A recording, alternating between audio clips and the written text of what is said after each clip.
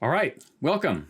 Thank you. I'm here with John Bryant. He is the CEO and owner of J.H. Bryant Construction, or J.H. Bryant and Son, J.H. Bryant in Gardena, California.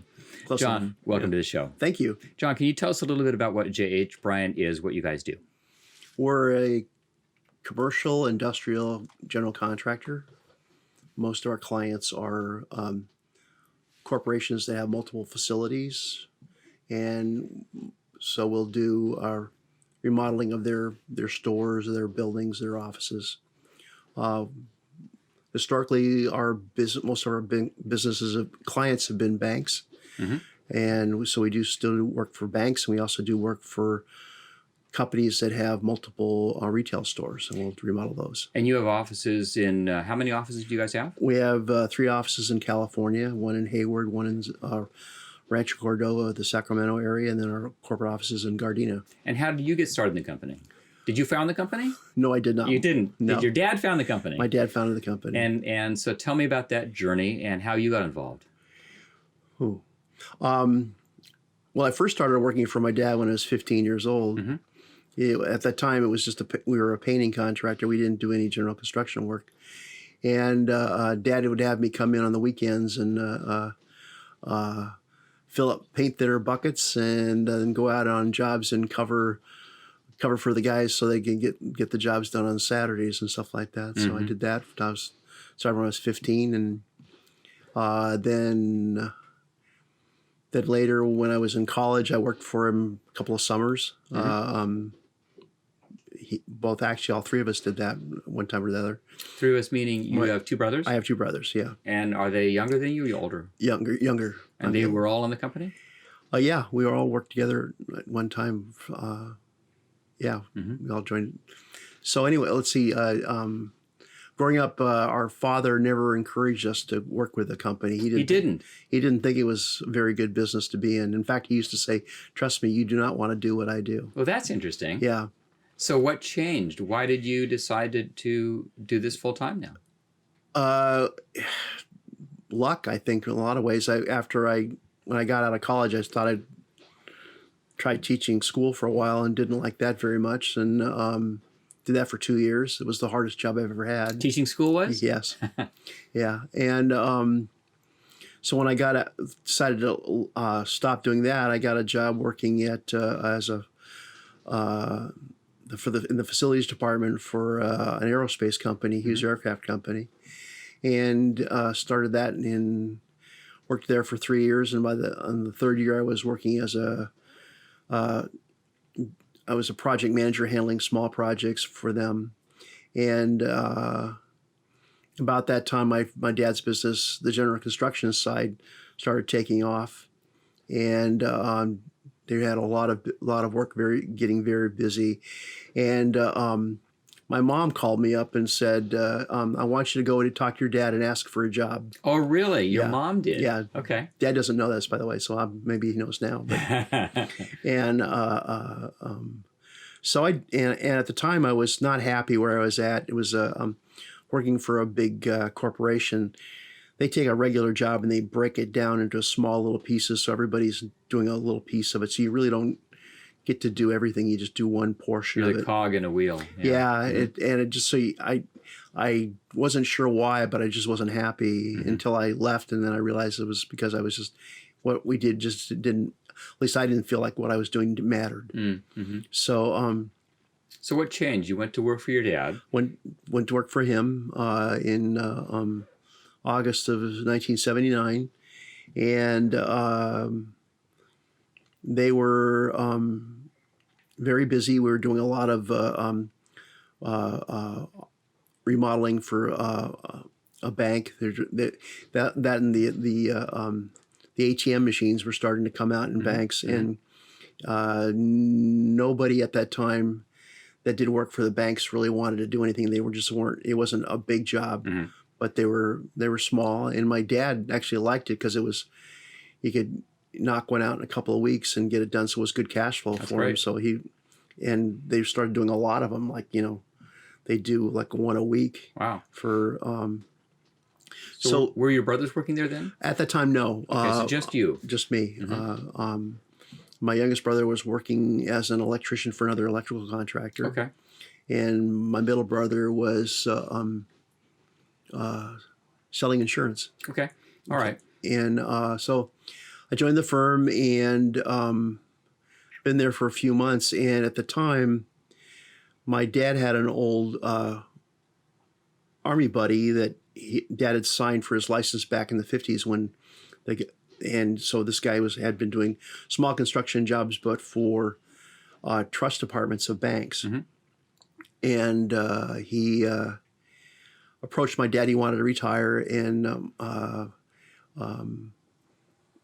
make a long story short, Dad bought his company, and when he decided to do it, he made a snap decision, and he said, "Okay, I'll do it." Mm-hmm. And then he looked at me and said, "Go with Corky and learn what he does, and we're gonna go partners, and you're gonna run this business." So you learned by going and running another company that your dad bought. So you were kind of out of your dad's shadow at the time and running this company on your own, or within his operation? It was on my own.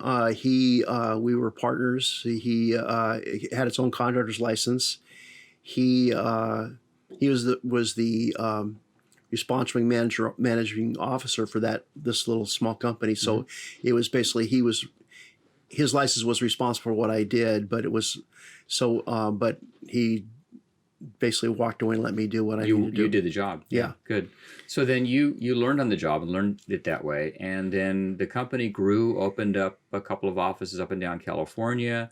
And your dad came to you one day and said, "John, I'd like you to take over." Is that how that went? Or tell me more about that. Well, after running my small operation, we merged the two companies together because they had similar kinds of clients. It was starting to look very much the same in terms of mine were smaller than his, but his guys could do it just as well as the guys that I had in my crew. So we just kind of merged them all together. And one of the reasons why we did it it was difficult at that time to find competent tradespeople, and I had 5 or 6 guys working for myself that they could use. So we merged the two together, and so then by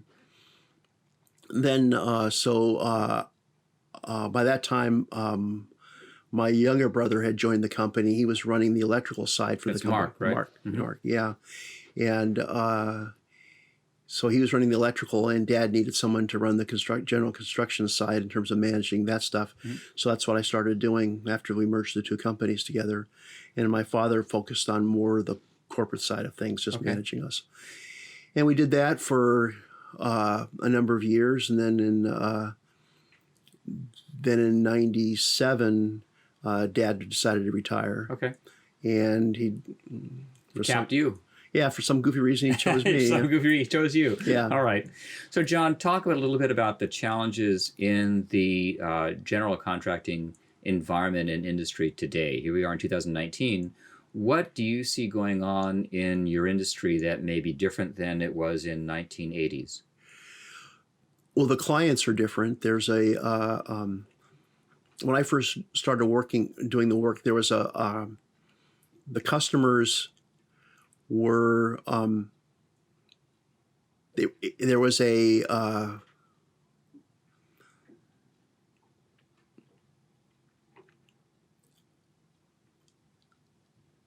an appreciation for one another. There was kind of a symbiote. The client needed the contractor, needed decent, competent contractors to do their jobs. Mm-hmm. The contractors needed a client they could depend upon for work. Two-way trust. So there was a lot of that going on, and for a long time. And so there would be my competition. Our competition would be the same 3, 4, 5 different companies that we were all bidding against each other, and there was no collusion going on. But when people would get busy, you'd be bidding against the same, say, 3 contractors, and when people get busy, their prices would go up because they needed to they didn't have enough guys to do all the work, so they'd have to figure overtime for a job to get done in order to meet the schedule. So it kind of worked out where you kind of took turns getting work. And enough work to go around to everybody. Yes. And what's different now? The clients aren't as there's not that communication. For instance, when I first started work, there were bid openings, and this is not public work. This is private work, Mm-hmm. where everybody turned their bid in the day of, Mm-hmm. and they'd open up in front of everybody, so we'd all know what our numbers were. Very fair with everybody. Yep. And then, in fact, at that time, there would be if one individual had a really low number that than everybody else's, that was obviously they made a mistake. Right. The clients would say, "Are you sure you want this job?" Yeah. Did you leave off something big because it's so low? Yeah, because they'd rather have you not take the job because they saw that as being a problem for them later down the line. In the long run. So that was what the nature of the business was when I first started working in it. And what's it look like now? Now it's it's very secretive. Mm. There's no, you don't know what your numbers are. That the other guys, it's all private. Most of the clients turn in proposals. They get them. It's over the internet. There's no. You don't know what the other guy's bids are. Mm. You don't know how low you are. You don't know. No feedback. None at all. Not like you had before. None at all. And so,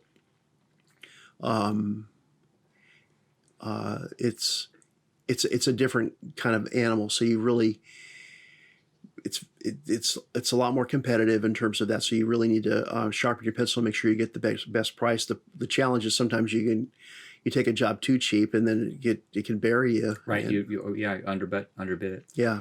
What about your workforce? I know you have people that have worked there probably for a long time working for you guys. Yes. And what's the workforce look like today versus then? And what do you see in that environment? Our problem is finding young people that want to do the job. Not so much the project managers, but the actual The electricians, the painters, the tradesmen. The tradesmen. There's a real shortage of individuals that think this is a good business to be in, or a good career in, which is a shame because right now most of our guys they're making a whole lot better money than when I first started out. When I started out, the guys were making $8 and $10 an hour, and I think a journeyman carpenter is making $33, $34 an hour. Wow. So if you're listening to this podcast and you're a journeyman carpenter, come and see John, Yeah, right? there you go. Yeah. So, that's the problem with all the trades. There's a shortage of young people that want to do this work, and then the other problem is then you bring in people that say they are a skilled tradesman, and then you find out they're not. Mm-hmm. Yeah. Mm-hmm. So, and that's a problem with our industry is there needs to be I think a more organized training for young people to sort of know what they need to do to do the job. Right. We're not unions, so we don't have there's not an apprenticeship program you go through. So most of the people on our side of things are learning by doing. On the non-union side. Yeah, on the non-union side. Are there trade schools that are stepping up and training kids out of high school who don't want to go to college to do these kind of jobs? There's some really good ones for in the mechanical, electrical, and plumbing trades that young people can go to, and there's schools where you can get training to get an apprenticeship that doesn't cost the student anything. The company pays for it. Great, yeah. Good. So there's great opportunities out there for younger kids to get involved in this industry. There are. That's good. There are. Good. And the other challenge we've got right now is in the last 5 years there's been 500,000 500,000 people that were in the construction business that have retired, and we haven't replaced them yet. Right. So that's a problem with all of us. Your workforce. I mean, how long have some of the folks worked for you? Look, I've got people that have been with me since 35 years. Wow. Yeah. And they'll be retiring or moving on. Yes. And there's a vacuum. There's a need for younger people to fill those voids. Yes, there are. That's great. And the work will always be there, right? I mean, people are always going to be constructing buildings in California. That's true. And in our business, we're kind of a niche that's not necessarily doing the new construction. So we're remodeling stuff instead of of existing stuff, that doesn't seem to slow down. No, I bet there's a big demand for that. Yeah. Yeah, that's great. John, let's shift gears a little bit now and talk a little bit more about family dynamics in Okay. business. I know you've got some stories there that have been impactful for you and for your company. Do you want to share any of those stories, or how that the dynamics of working with two brothers in the company, and one brother's passed away, and how that your parents are both passed away now? I mean, tell me a little bit about that journey and what that's been like.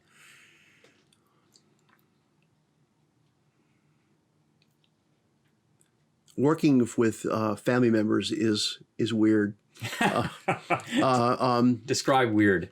Well, there's a if you're working for a corporation that you don't that's not your brother, or your sister, or your mother, or your father, there you can speak in a way that's people don't take offense to. Mm-hmm. Where with in a family business, that can happen very easily. Where you're talking to somebody, and all of a sudden you're 10 years old again instead of 30. Interesting. And where you can hit some nerves, and it's kind of. Did you ever have an experience with your dad that that he was treating you one way and you had to say, "Hey, I'm"? Yeah, I did. Tell me about that. Yeah, I was 36, and I forget what it was that I was doing that bugged him, and he was in my face, kind of talking to me like I was 12 years old again. And I remember getting angry and finally saying that, I think I swore something. I said, God damn it, I'm 36 years old. Don't you think start treating me that way instead? and I remember him kind of stepping back and kind of looking, and he says, "You're right. I apologize." So that stopped. And I did try to not do what he did to make him mad again. So, oh, good. So you both learned the lesson. Yeah. So yeah. So that was, but then also working with family, sometimes there's there can be a trust level when you think that people have got your backs and stuff like that, where it can be fun in terms of people Mm-hmm. working on a project, and the individual there's doing his best to make sure that it goes well. Right. So, Right. And that happened a lot with family members. With you and your brothers and your dad. Yeah, it did. Yeah. Good. Now, what happened? Your dad chose you over your two brothers. Did that cause? Did that cause problems, or how did you get over that with your brothers and with your dad? How did that? Because it wasn't your doing; it was your dad's doing. I didn't know it at the time, because it just never occurred to me that someone might be offended. But one of my brothers thought he should have been chosen, and apparently it was a real problem, jealousy with him towards me. I didn't recognize it. Wasn't aware of it. After the fact, realizing after some stuff that happened, just kind of okay, maybe that's why he did what he did in terms of not having my back or something like that, leaving me kind of taking advantage of some situations. It was funny. I was really surprised when my dad chose me, because I really didn't think he was going to do it. I thought somebody else would have gotten the nod instead, because I'm not the sales guy. I'm good at when I get a client and working with them, and once I've done a job with somebody, I usually don't lose them. They like working with me, and so I'm effective that way. But going out there and making cold calls and trying to get that first job from some stranger is not I'm not very good at that. And one of my brothers was very good at that. But I imagine he saw the hard work ethic and the honesty and the integrity that you exude, and those qualities maybe trumped the other ones that were out there. I think so. I wasn't aware at the time, but in hindsight, thinking about it more and more, I did realize that of my two brothers, I am the hardest working of all three of us in terms of effort. My other brother, younger brother, was a close second. I mean, he put in some long hours working and stuff like that and helping out. That was Mark, Yeah, who passed away. yeah, Yeah. And how did that change the family dynamics when he died of a scuba accident? yeah. He was diving accident. It was really it's a shame because he was what, not even 50 when it Wow. happened. So, Mm-hmm. and yeah, because he was a very important part of our business because we were. He was a journeyman electrician, and we started doing communications cabling. He saw that as a real growth possibility and was going after that a lot. And we were getting a lot of work that he successfully had landed and was getting the jobs done and was going quite well. And that was a challenge after it because he lost. 'Cause it took us a long time before we went through a lot of different individuals to find a replacement for him. I'll bet. Yeah. It took a while. And funny thing was actually finally when I realized that I started taking over that part of it instead of having a stranger do it, because my dad had trained us both of us well as good estimators, effective ones. We understood the process. I wasn't as knowledgeable in the trade that my younger brother was, but I understood how to put a bid together and how it takes sometimes in terms of man hours to do a certain task and trying to detail enough to find, okay, what materials do I need to get this job put together. So you stepped up when your brother passed away. You stepped in, took over the job, and then eventually found some people to replace him. Eventually I did, yeah. But it took a good it took almost 6 years before I finally did that. I went through about 3 or 4 people before. I imagine the emotion of it too, with having your brother, someone so close to you, pass away. That big void that was left in that. Yeah, that was kind of weird. Some of my friends have thought that, that's maybe why I do what I do, or because that having that happen in a family, it's kind of makes you think twice about the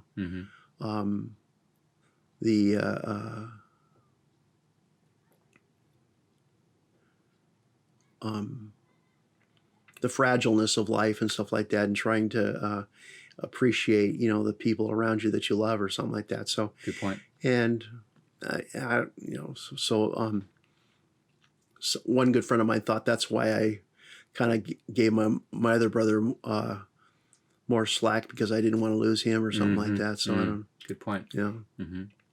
John, do you want to talk about anything else in this podcast? I know we've been doing this about 20 minutes now. Is there anything else you'd like to say or bring up, or advice you'd like to give?